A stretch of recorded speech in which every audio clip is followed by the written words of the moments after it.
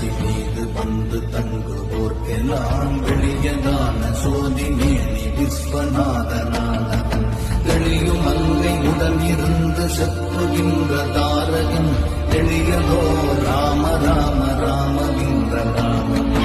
ஓம் நம சிவாய ஓம் நம சிவாய ஓம் நம சிவாய ஓம் நம சிவாய.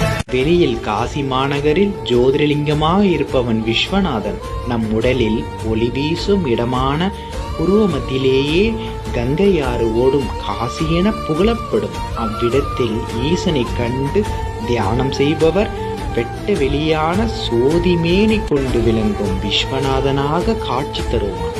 அங்கு இடகலையும் பிங்களையும் இணைந்து சுழுமுனையில் வாசியை ஏற்றி இறக்கி நிறுத்தி தியானிப்பதற்கு எளியதான மந்திரம் ராம ராம ராமம் என்னும் நாமமே என்று சிவவாக்கி சித்தர் கூறுகிறார்.